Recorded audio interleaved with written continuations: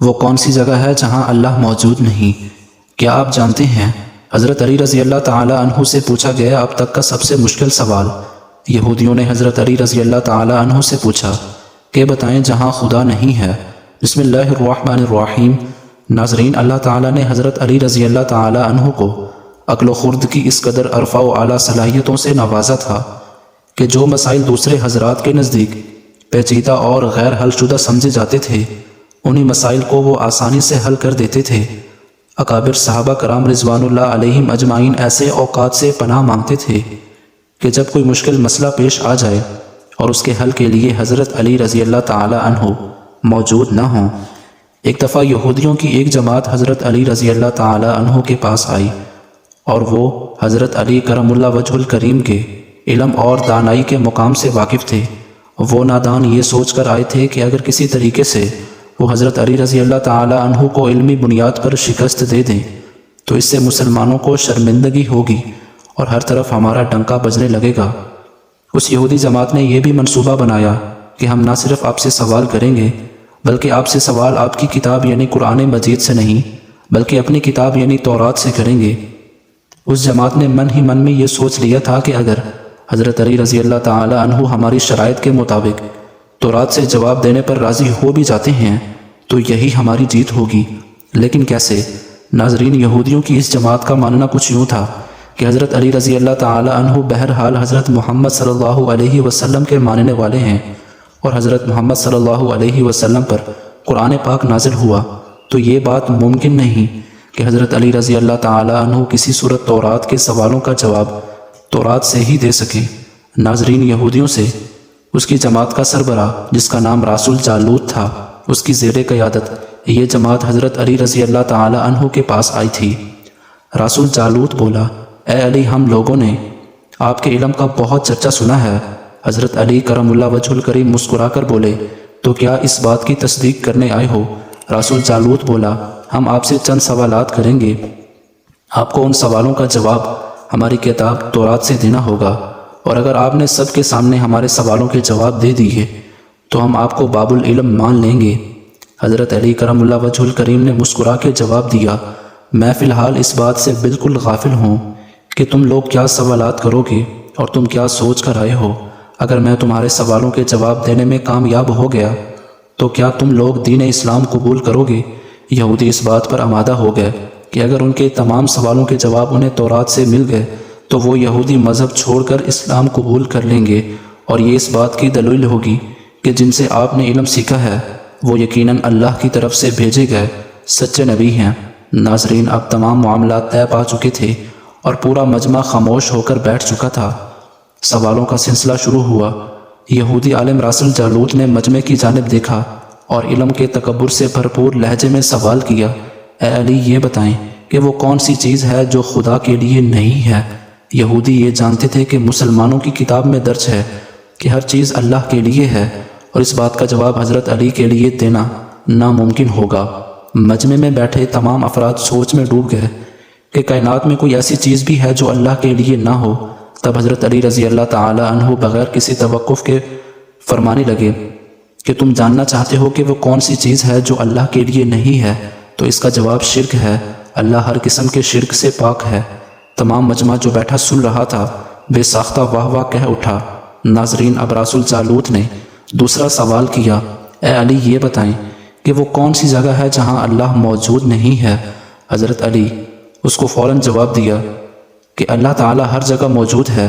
اس پر رسول جالوت بولا، اس سوال کا جواب آپ ہمیں ہماری کتاب سے دیں۔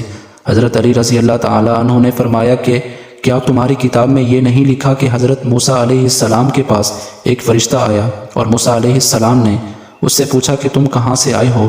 تو اس نے جواب دیا کہ میں 7ویں آسمان سے آپ کے پاس حاضر ہوا ہوں۔ اتنے میں حضرت موسیٰ علیہ السلام کے پاس دوسرا فرشتہ آیا۔ حضرت موسیٰ علیہ السلام نے اس سے پوچھا کہ تم کہاں سے آئے ہو؟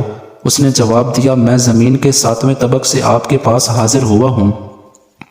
حضرت موسیٰ علیہ السلام نے پہلے فرشتے سے پوچھا، 7ویں آسمان میں تمہارے قریب کون تھا؟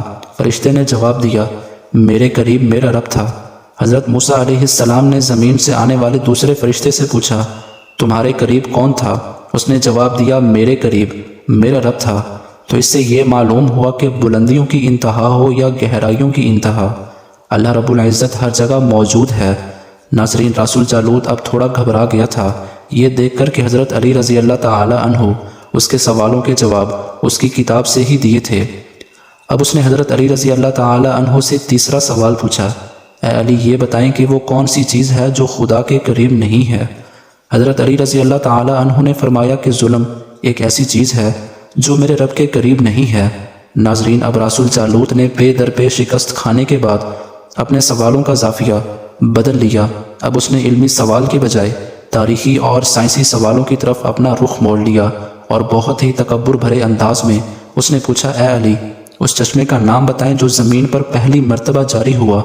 حضرت علی کرم اللہ وجہ الکریم بولے کہ اس چشمے کو چھوڑو، پہلے یہ بتاؤ کہ تمہارے دل میں کیا ہے، اور تمہارے دل میں یہ ہے کہ وہ چشمہ بیت المقدس کی ایک چٹان کے نیچے ہے۔ رسول جالوت کے منہ سے بے ساختہ ہاں نکلا تو حضرت علی بولے، آج اپنی اصلاح کر لو، کیونکہ زمین پر بہنے والا پہلا چشمہ وہ نہیں جسے تم لوگ سمجھتے ہو، بلکہ زمین پر بہنے والا پہلا چشمہ وہ ہے جس سے حضرت خضر علیہ السلام نے پانی پیا، اور یہی وہ چشمہ ہے جس سے آب حیات جاری ہوا۔ ناظرین، رسول جالوت اب مزید گھبرا گیا تھا۔ اس نے اس گھبراہٹ میں حضرت علی رضی اللہ تعالی عنہ سے ایک اور تاریخی سوال کیا، اے علی یہ بتائیں کہ وہ کون سا پتھر ہے جو آسمان سے پہلی دفعہ اتارا گیا؟ حضرت علی رضی اللہ تعالی عنہ نے جواب دینے سے پہلے ایک جملہ کہا، یقیناً تم لوگوں کے ذہنوں میں پہلا پتھر وہ ہے جو بیت المقدس میں نصب ہے، لیکن تم اس بات کو کیوں بھول جاتے ہو کہ خانہ کعبہ بیت المقدس سے کہیں پرانا ہے، اور حجر اسود اسی وقت نصب کیا گیا جب خانہ کعبہ پہلی دفعہ تعمیر ہوا تھا، اور وہیں پہلا پتھر ہے۔ یہودی آپ کے جوابات سن کر ہمت نہ کر سکے کہ انہیں غلط قرار دے دیں، کیونکہ آپ ان کے جوابات انتہائی دلیل کے ساتھ دے رہے تھے اور ان کی اصلاح بھی کرتے جا رہے تھے۔ اب کی بار رسول جالوت نے ایک سائنس سے سوال پوچھا۔ اس نے پوچھا، یہ بتائیں کہ وہ کون سی چیز ہے جو مسلسل کم اور زیادہ ہوتی رہتی ہے؟ حضرت علی رضی اللہ تعالی عنہ بغیر کسی توقف کے بولے کہ تم اپنے ماہ و سال پر غور کرو تو تمہیں خود ہی اس سوال کا جواب مل جائے گا۔ رسول جالوت نے پوچھا، وہ کیسے؟ آپ نے فرمایا، کوئی دن اگلے دن کے برابر نہیں ہوتا، اسی طرح گزشتہ رات اگلی رات کے برابر نہیں ہوتی۔ یہی وہ دو چیزیں ہیں جو مسلسل کم اور زیادہ ہوتی رہتی ہیں۔ رسول جالوت نے جواب سن کر حضرت علی رضی اللہ تعالی عنہ سے ایک اور سوال کیا کہ زندہ رہنے کی پہچان سانس لینا ہے، کیا کائنات میں کوئی ایسی چیز بھی ہے جو سانس لیتی ہے مگر زندہ نہیں؟ حضرت علی رضی اللہ تعالی عنہ نے فرمایا، صبح جب نکلتی ہے تو سانس لیتی ہے، حالانکہ صبح کے پاس نہ روح ہے نہ جان۔ یہ سن کر وہ جلدی جلدی بولا، اچھا یہ بتائیں کہ زمین میں وہ کون سی جگہ ہے جہاں سورج کی کرنیں ایک دفعہ تو پڑی لیکن دوبارہ اس جگہ کبھی سورج کی کرنیں نہیں پہنچ سکی؟ حضرت علی رضی اللہ تعالی عنہ نے فرمایا، ہاں، یہ سمندر کی وہ جگہ ہے جہاں سے حضرت موسیٰ علیہ السلام اور ان کی قوم گزری تھی، اور سمندر اللہ تعالیٰ کے حکم سے دو حصوں میں تقسیم ہو گیا تھا۔ بس اس قافلے کے گزرتے ہوئے سورج کی کرنیں اس جگہ ضرور پڑی تھی، لیکن اس کے بعد سورج کی کرنیں کبھی بھی وہاں نہیں پہنچ سکی۔ رضی اللہ تعالی عنہ سے پھر سوال کیا کہ یہ بتائیں کہ وہ کون سی چیز ہے جو ہمیشہ غائب رہتی ہے، اور وہ کون سی چیز ہے جو ہمیشہ حاضر رہتی ہے؟ حضرت علی رضی اللہ تعالی عنہ نے فرمایا کہ آسمان اور زمین کی طرف دیکھو، یہ دونوں تمہیں کبھی غائب نظر نہیں آئیں گی، یہ دونوں ہمیشہ حاضر رہتے ہیں، اور موت اور زندگی کو ڈھونڈو تو تمہیں ان کے بارے میں کبھی پتہ نہیں چلے گا کہ وہ کہاں ہیں اور کب آ جاتی ہیں۔ اگلا سوال رسول جالوت نے یہ کیا کہ اے علی یہ بتائیں کہ وہ کون سی چیز ہے جس کا خالق خود اللہ ہے مگر اسی کے بارے میں خود سوال بھی کرتا ہے؟ حضرت علی رضی اللہ تعالی عنہ بولے، حضرت موسیٰ علیہ السلام کا عصا کا خالق خود اللہ ہے، اور اس عصا کے بارے میں اسی نے خود حضرت موسیٰ علیہ السلام سے سوال بھی کیا اور پوچھا کہ موسیٰ یہ آپ کے ہاتھ میں کیا ہے؟ پھر اس نے اگلا سوال کیا کہ بیت اللہ کا طواف تو ذی حیات کرتے ہیں، لیکن اس بے جان چیز کے بارے میں بتائیں جس نے بیت اللہ کا طواف کیا؟ حضرت علی کرم اللہ وجہ الکریم بلا تکفف بولے کہ کشتی نوح ایک ایسی بے جان چیز ہے جو طواف کے دوران اس مقام پر پہنچی جہاں بیت اللہ ہے، تو اس نے اس کے گرد 7 چکر لگائے۔ رسول جالوت نے باب العلم حضرت علی رضی اللہ تعالی عنہ سے کئی سوال کیے اور تمام کے تمام جواب آپ رضی اللہ تعالی عنہ نے بالکل ٹھیک ٹھیک بلا تکفف دیے۔ تو مجمع میں بیٹھے ہوئے ایک یہودی بولا کہ حضرت دنیا میں ہر شخص سوچ کے جواب دیتا ہے، لیکن آپ تو ہر سوال کا جواب بلا تکفف دیے جا رہے تھے۔ حضرت علی رضی اللہ تعالی عنہ نے اس سوال کے بدلے اس یہودی سے ایک سوال کیا، بتاؤ تمہارے ہاتھ میں کتنی انگلیاں ہیں؟ اس نے فوراً جواب دیا 5۔